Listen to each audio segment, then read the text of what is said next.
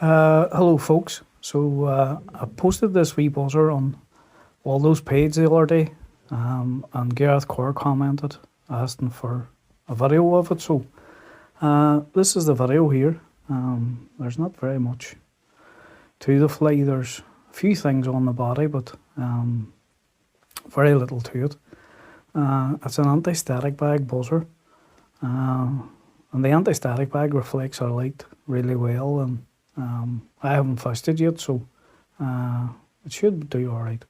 So, going to kick off and get started here. The hook and the vise is a size 10 barbless buzzer hook from Blob and Buzzer, and to that I've added a 3.2mm black nickel bead. Thread I'm going to use is Nano Silk 50 denier and black. So we'll just flick the bead back and get started behind the eye of the hook. Wind on a few turns. Come on with my scissors and trim away that excess. So the breathers in the fly is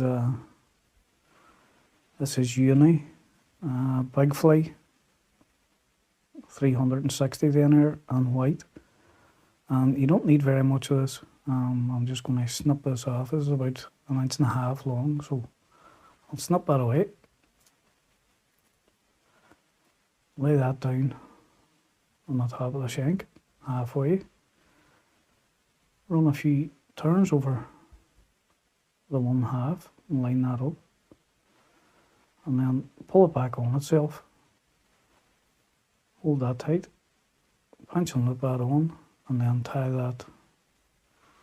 Straighten them up first, and then tie that down tight against the shank. So come on then with my warp finish tool.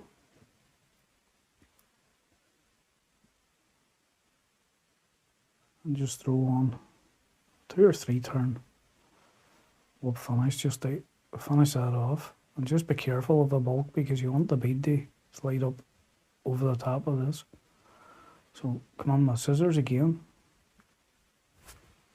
and trim away that excess. Slide my bead back up again, and that's us ready to tie on. So we'll just come in and trim away these breathers. I'm not cutting these the full length. Whenever I'm finished the fly, I'll come back in again and just trim that away to do the proper size. So I'll come in again with my fishy wax from Blob and Buzzer and give that a wee run through the thread before I start the thread behind the bead. Run on a few turns. Come on and trim that excess away. I'll try not to block the camera when I'm doing it.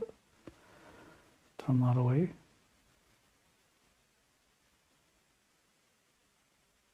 So the rib on the fly is a piece of small silver wire.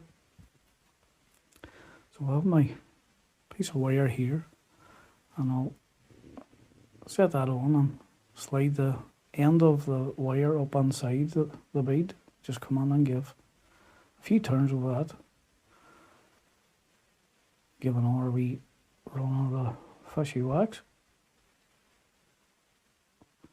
and run that down, keeping the wire up on top of the shank, and run that down right round on the turn of the buzzer hook down towards the rear.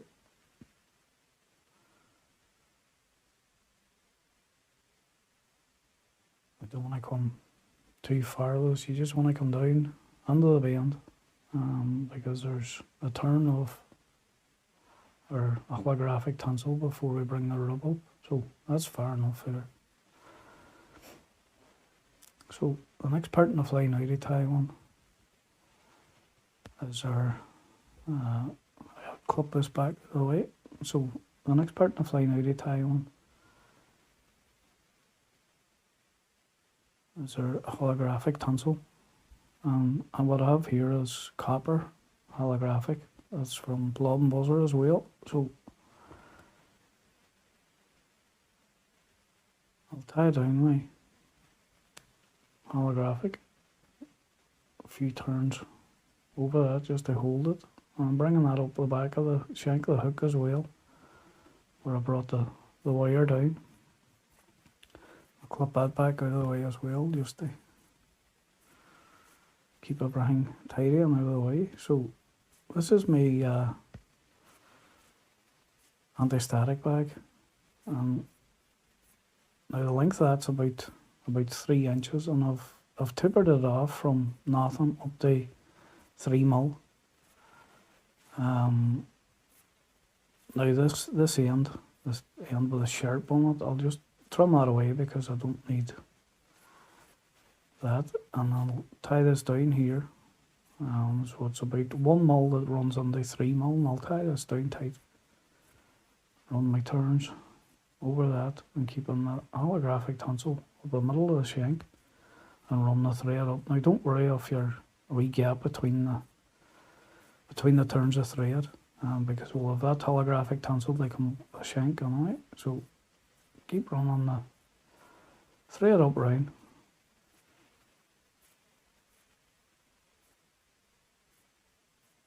And I'm going to run right to the very bead.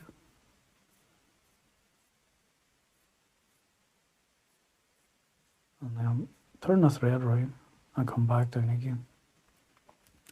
You want to stop. Now a normal thorax would stop here, and then we would turn the two cheeks up the side, but I'm actually going to bring this one back a wee bit. The reason being is when the cheeks go on, they're going to fold forward and then fold back on themselves, and there's going to be a diamond dub, peacock dub colour at the bead. So this is the turkey biots that I have here.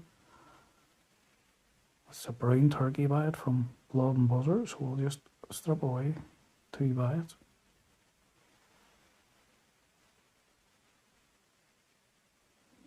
So if I show you the end that I've stripped away, so on this end you'll see this scraggly end here. Now I'm going to trim away this end bit, but I'm going to leave a wee bit of that on. It just adds a wee bit of colour to the end of the quill whenever I bend it back. So as I say, just leave that wee nick on. And I'm going to do that on both the turkey biots.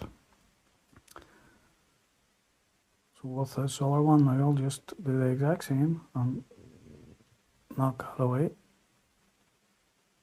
So that's my 2 cut ends, and when I line up the 2 cut ends in the biots, if I can get them. So this is the 2 biots lined up here. And when I lay them down either side of the shank, come on them, throw a few turns over that, and then just take a time then to line them up down each side of the shank. Now the length of the biot, we don't want these to come up and then trim off the end. What you're looking for is for these to come up and then bend back on themselves, about 2mm behind the bead. As I say, there's a collar going on, peacock dub collar at the between the biots and the bead. So I was trying to get these to the proper length, and I'll show you what I mean now in a minute when I get these tied on tight. If I get them tied on tight. So run the thread on up behind the bead. Come on then on my scissors. So this is what I mean here. So the biot will bend forward and then come back on itself.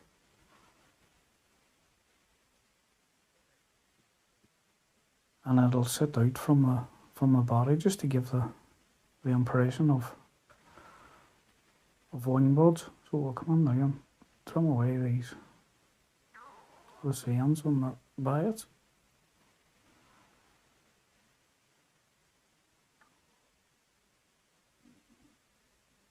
If I can get my scissors in to get it cut.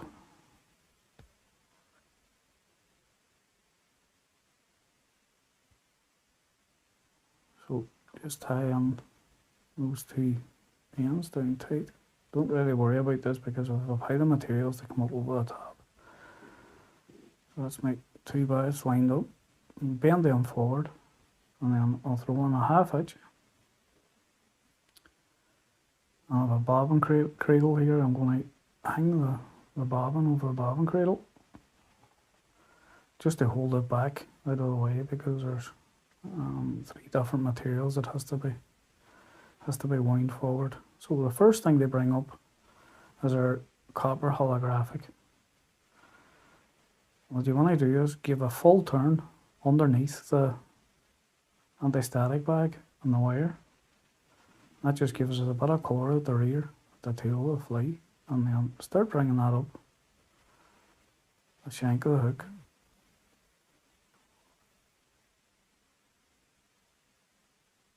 Don't worry if there's wee gaps in it, because there's, as I say, it'll only add the colour of the body of the fly. So run that on up. When you get to the bias, just as tight a turn as you can run to the bias, and then bring it in front and run that on up. And stop about 2-3 mil behind the bead. And hook my bottom.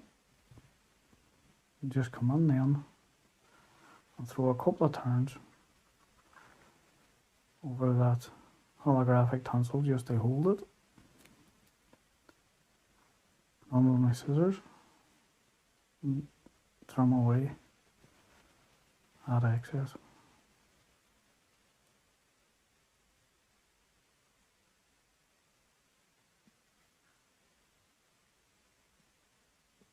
So same again, I'll throw a wee 1/2 inch here. Throw the bobbin over the cradle.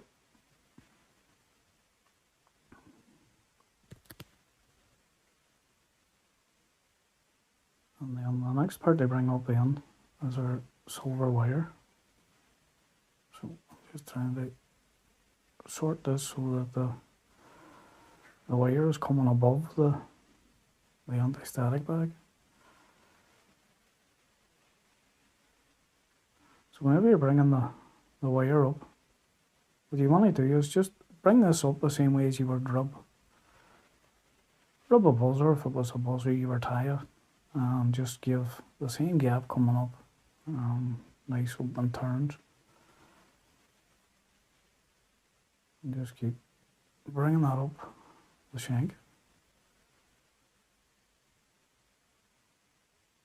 Bend these bias forward so we don't catch them.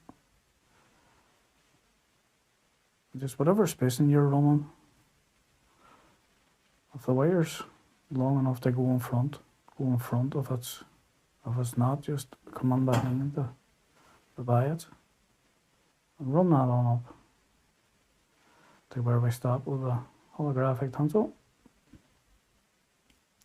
Come on down there, thread, and tie off that wire.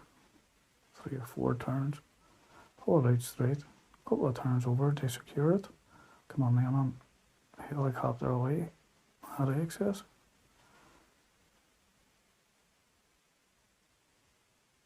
And give a wee turn over that just to secure down that end. So same again, I'll throw another 1/2 inch. This just stops the thread sliding when it's over the cradle. So throw the bobbin over the cradle.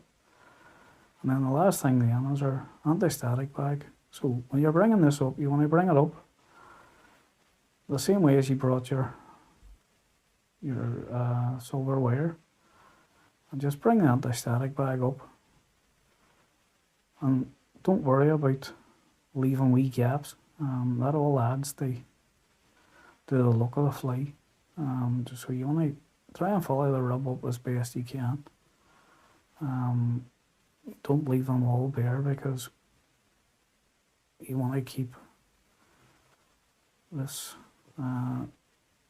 shiny look to the rub of the flight. So bring that anti-static bag up.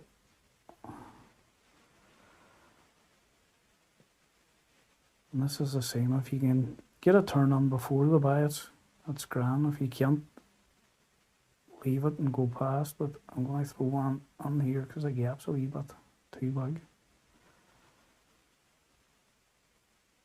And then come back on them behind the bites.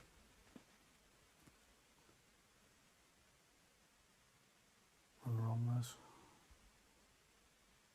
My hand's curled up badly on me here.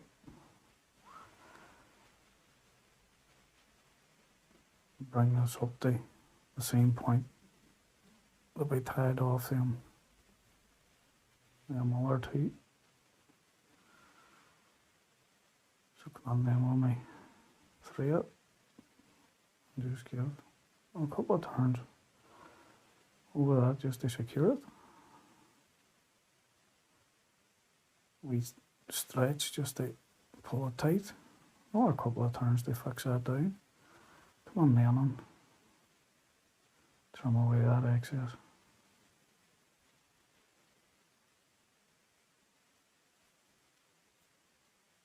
I'll just come on then and secure that end. So the next part in the fly now is our UV resin, and this is the UV resin from Blob and Buzzer. I'll put a wee drop out here and grab a dubbing needle. Just come on and run the resin up and down the body of the fly.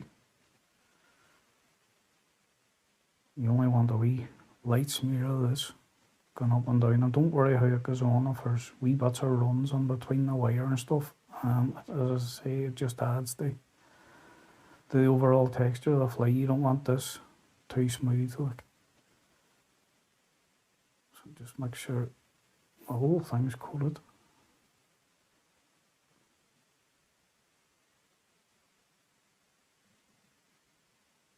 Just take my time and spread this all out.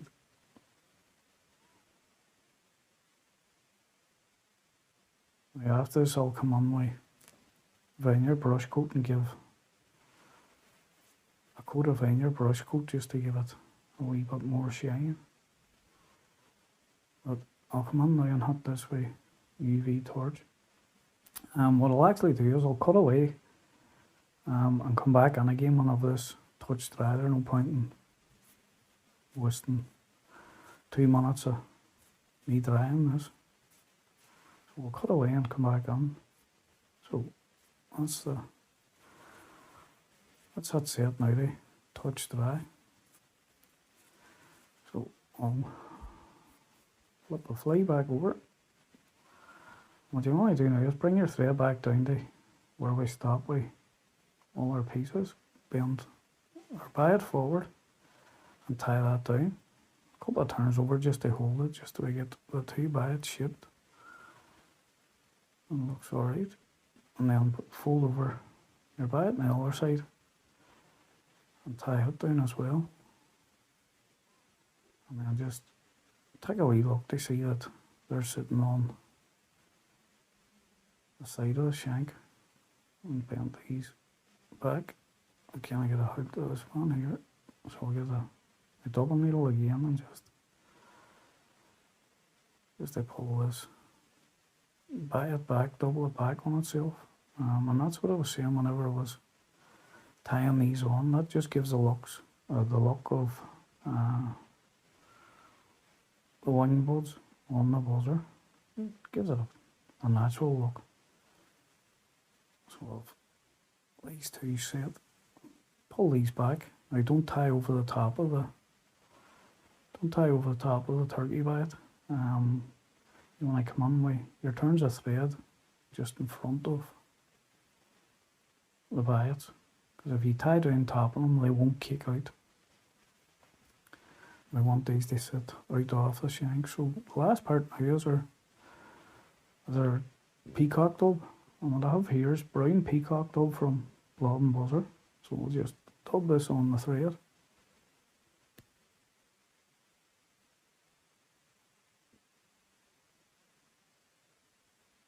Slide that up.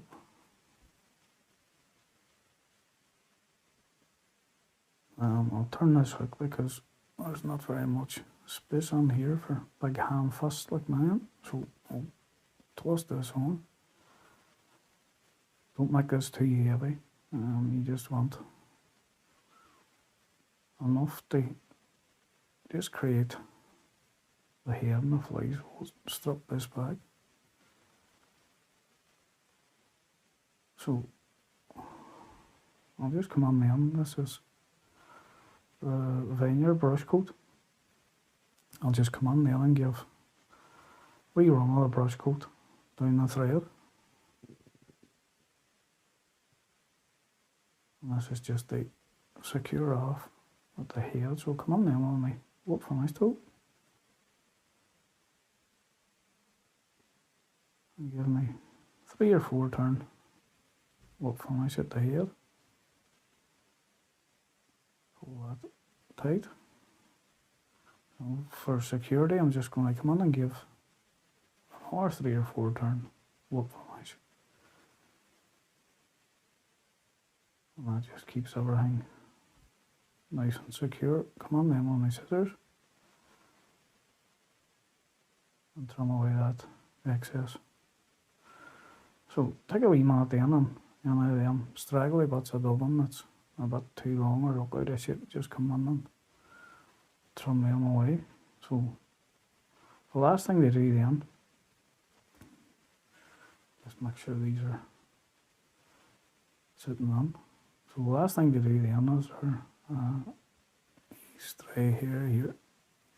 The last thing to do is come on then our breathers, trim them back to length, whatever length you want them. I'm just going to take a wee nip off the end of this. Now you can have them breathers whatever length you want. So that's the buzzer tied. As I say, there's not very much to it, but it's the anti-static bag and the copper underneath gives an excellent colour. But you can tie that in whatever colour you want. It doesn't have to be copper holographic. As I say, I haven't flashed it before. It's just something that I came up with on the Vice the other day, and as I say, Gareth Gore asked me to post a video, so there it is, folks. That's my anti-static bag buzzer. So I hope that was helpful to you. So until the next time, folks, tight lines.